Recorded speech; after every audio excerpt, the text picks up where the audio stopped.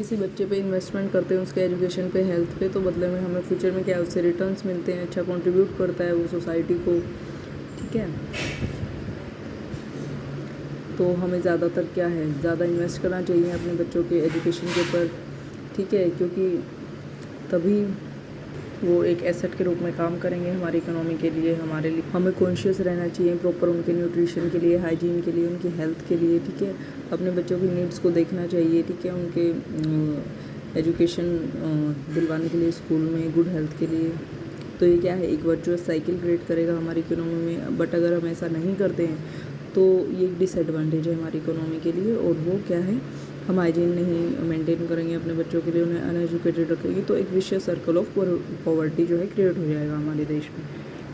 अब आप जानते हैं कंट्री लाइक जापान, वो काफ़ी पॉपुलेटेड कंट्री है, उनके पास नेचुरल रिसोर्सेज नहीं है, फिर भी वो डेवलप्ड और रिच हैं। क्यों हैं? क्योंकि वो क्या करते हैं, वो स्किल्ड है, वहाँ के जो लेबर हैं, एम्प्लॉयज़ हैं, वो स्किल्ड हैं, क्योंकि वो इन्वेस्ट करते हैं अपने एजुकेशन पे, हेल्थ सेक्टर पे इन्वेस्टमेंट करते हैं, ठीक है। वो इंपोर्ट कर लेते हैं नेचुरल रिसोर्सेज को, जो भी उन्हें चाहिए हैं फ्रॉम अदर कंट्री, और फिर वो क्या करते हैं, एफिशिएंट यूज़ करते हैं उन नेचुरल रिसोर्सेज का, लैंड का, कैपिटल का। क्यों कैसे कर पाते हैं? क्योंकि वो स्किल्ड हैं, एफिशिएंट हैं, टेक्नोलॉजीज़ हैं वहाँ के देश में, इसलिए वो डेवलप्ड हो पाए हैं। अब आप लोग जानते हैं कि इकोनॉमिक एक्टिविटीज़ होती हैं हमारे यहाँ, ठीक है। अलग अलग एक्टिविटीज़ के लिए वेरियस एक्टिविटीज़ होती हैं जो 3 सेक्टर्स में क्लासीफाई होती हैं, प्राइमरी, सेकेंडरी और टर्शरी। प्राइमरी हमारा एग्रीकल्चर से संबंधित होता है, जैसे कि फिशरीज़ हो गया, फॉरेस्ट्री हो गया, एनिमल हस्बेंड्री, फार्मिंग, इस तरीके की चीज़ें होती हैं। मैन्युफैक्चरिंग सेक्टर हो गया हमारा, ठीक है, जो सेकेंडरी सेक्टर होता है मैन्युफैक्चरिंग में आता है, ठीक है। उसके बाद आता है हमारा जो टर्शरी होता है, वो सर्विसेज से संबंधित होता है, लाइक ट्रेड, ट्रांसपोर्ट हो गया, बैंकिंग हो गया, हेल्थ हो गया, इस तरीके की सर्विसेज, इंश्योरेंस वगैरह, ये सब टर्शरी में आ जाती हैं, ठीक है। तो ये रिज़ल्ट करती हैं, यानी कि गुड्स एंड सर्विसेज इसमें आ जाती हैं। तो यानी इकोनॉमिक एक्टिविटीज़ भी हमारी क्या हुई, 2 तरीके की होती हैं, एक तो मार्केट और एक नॉन मार्केट। मार्केट यानी कि जिनसे हमें इनकम मिलती है, रेम्यूनरेशन इन्वॉल्व होता है, लेकिन जो नॉन मार्केट होती है वो सेल्फ कंजम्पशन के लिए होती है, उनसे हमें कोई रेम्यूनरेशन नहीं मिलता है। यानी कि मार्केट एक्टिविटीज़ हमारी वो इकोनॉमिक एक्टिविटीज़ होती हैं जो हम पैसा कमाने के लिए करते हैं, बट नॉन मार्केट पैसा कमाने के लिए नहीं होती है। जैसे कोई लेडीज़ घर में ही काम कर रही है, वो हमारे देश के लिए कुछ कंट्रीब्यूट नहीं कर रही है। वहीं पे जहाँ हम कहीं बाहर जाके काम कर रहे हैं, तो वो हमारा मार्केट एक्टिविटी या इकोनॉमिक एक्टिविटी के अंदर आ जाता है, ठीक है, जिसके बदले में, काम के बदले में उसे पैसे मिलते हैं करने के। तो अभी मैंने आपको एक्टिविटीज़ के बारे में बताया है। तो देखिए यहाँ कुछ एक्टिविटी दी गई है जिसमें बताया कि विलास अगर फ़िश को सेल करता है तो वो क्या है, सेल कर रहा है मार्केट में, तो वो एक इकोनॉमिक एक्टिविटी में आता है। लेकिन अगर वो घर पे खाना बना रहा है अपने और अपनी फैमिली के लिए, तो वो एक नॉन इकोनॉमिक एक्टिविटी है। वहीं पे अगर वो जो शकल है वो प्राइवेट फर्म में काम कर रहा है, in that he earns income, तो वो एक इकोनॉमिक एक्टिविटी है। और शकल अगर घर पे अपनी यंगर ब्रदर सिस्टर को देखता है, तो वो एक नॉन इकोनॉमिक एक्टिविटी में आता है। तो इसी तरह से क्या है, कुछ हिस्टोरिकल और कल्चरल रीजन्स है जिनकी वजह से जो डिवीज़न है लेबर का हमारे यहाँ मैन वूमेन में किया गया है फैमिली में।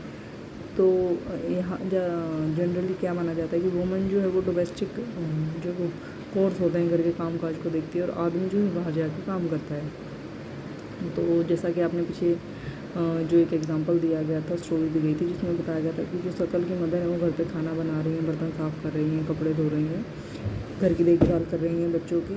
और जो शकल के फादर हैं बुट्टा, वो बाहर जाके फील्ड को कल्टीवेट करें, यानी जो भी कुछ उगता है, प्रोड्यूस होता है, वो मार्केट में जाके उसको बेचते हैं और उससे क्या करते हैं, पैसा कमाते हैं और अपनी फैमिली को चलाते हैं। तो इस तरीके से शीला थी जो कि विलास की माँ थी, वो शीला थी जो इनकी माँ थी शकल की, उनको कुछ भी उनकी सर्विसेज जो घर में काम कर रही हैं, फैमिली की देखभाल कर रही हैं, उसके लिए, उनकी सर्विसेज के लिए उनको कुछ पे नहीं किया जाता है।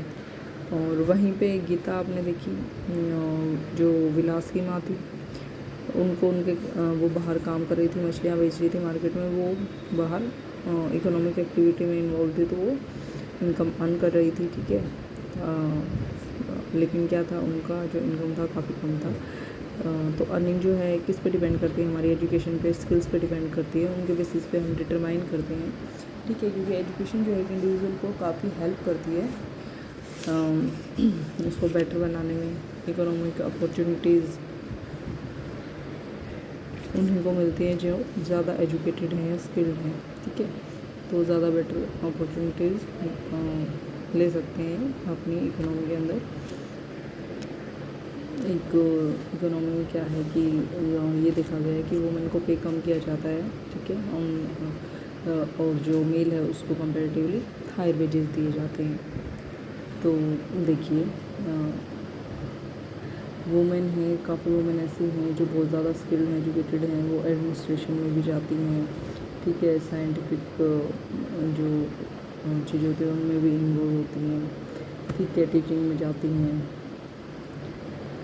तो यानी कि हमारी स्किल्स और एजुकेशन पे काफ़ी डिपेंड करती है जो हम इनकम अर्न करते हैं वो।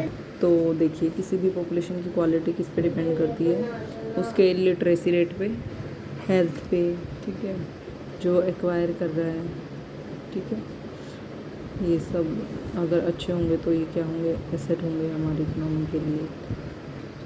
क्योंकि अगर अच्छी एजुकेशन ले लेंगे शुरुआत में तो लेटर वो क्या है हमारे लिए एक अच्छी बात है, उससे हमें काफ़ी क्या है इन फ्यूचर अर्निंग होगी, ठीक है, हम एक काफ़ी अपॉर्चुनिटीज़ अपने लिए देख सकते हैं। अगर हम अच्छे से स्किल हैं तो कहीं भी जाके हम काम कर सकते हैं, अच्छी जॉब, अच्छी सैलरी ले सकते हैं। यानी जो एजुकेशन है वो हमारी ग्रोथ का एक इम्पोर्टेंट इनपुट है, क्योंकि ये हमारी लाइफ की वैल्यूज़ को डेवलप करता है, ठीक है, कंट्रीब्यूट करता है सोसाइटी में, नेशनल इनकम को इंक्रीज़ करेगा, हमारी एफिशिएंसी को इंक्रीज़ करेगा, ठीक है।